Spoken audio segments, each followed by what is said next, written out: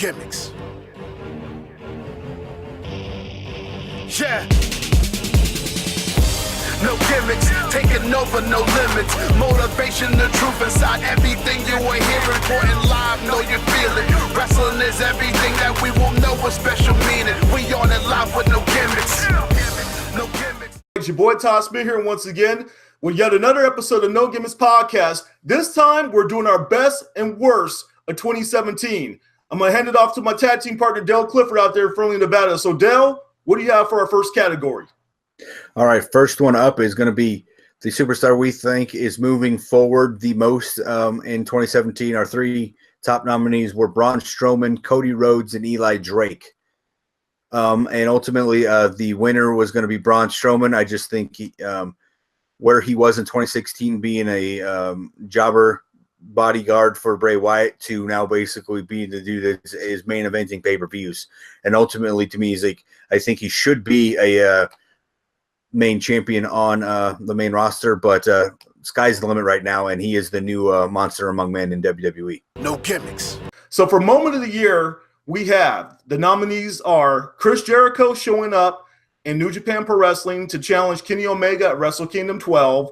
Also, the Undisputed Era's debut at NXT TakeOver Brooklyn 3.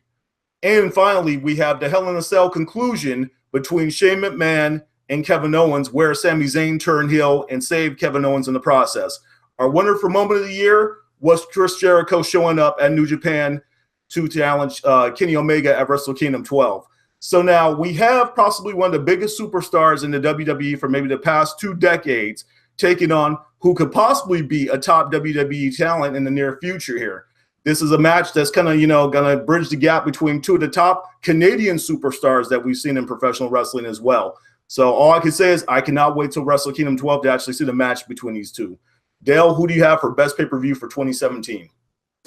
Arguably, Wrestle Kingdom 12 could very well likely be a nominee for best pay-per-view of 2018, just like Wrestle Kingdom 11 is a nominee for best pay-per-view of 2017, along with the Royal Rumble and NXT Chicago. And ultimately, we decided to go with Wrestle Kingdom 11 from New Japan Pro Wrestling as being the top pay-per-view of the year because it featured the beginning of one of our top feuds from the year of 2017, Kenny Omega versus Okada. No gimmicks. So for best feud of the year, we have the Usos versus the New Day. Also Okada versus Kenny Omega and Kevin Owens versus Shane McMahon. And the winner for the best feud of 2017, we have the Rainmaker, Okada versus Kenny Omega. These guys here have had a trilogy of outstanding matches, which Dave Meltzer has actually ranked as high as 6 stars on a scale between 1 and 5, just like how we do our No Gimmick scale. This guy felt that these matches were so excellent that they actually received 6 stars on the scale from the Wrestling Observer newsletter there. So I would say, Kenny Omega is probably going to have, one of the top feuds of 2018 with Chris Jericho. But for this year, we chose Okada versus Omega as our top feud.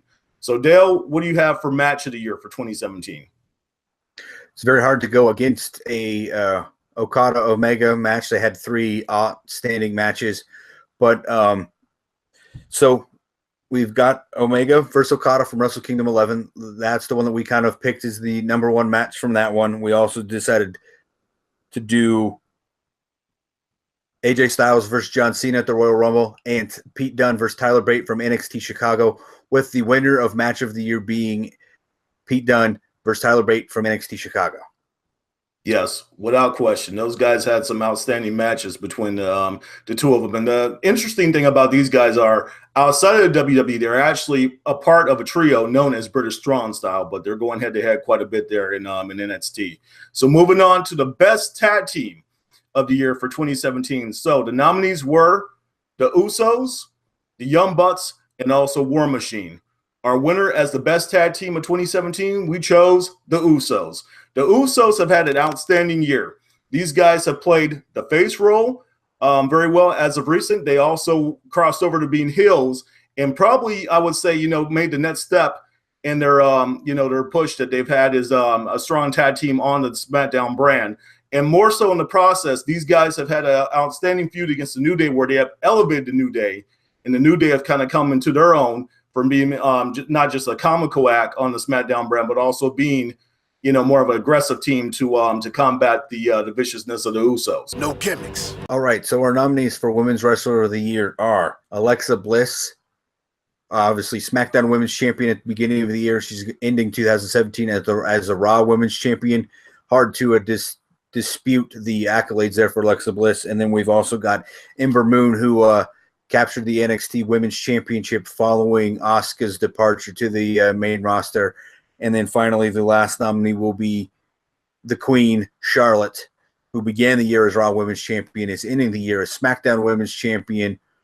And our winner is Charlotte. I just think, hands down, she's the best women's wrestler going in WWE right now. She absolutely is a star. She's a star of every single match that she does. She's got one of the best moonsaults in professional wrestling. She's one of the few that really executes the aerial attack as well as all other elements. No gimmicks. So now we move to our final category for the best of 2017. That for being Best Wrestler of the Year. Our nominees were the phenomenal one, AJ Styles. Also, Kenny Omega.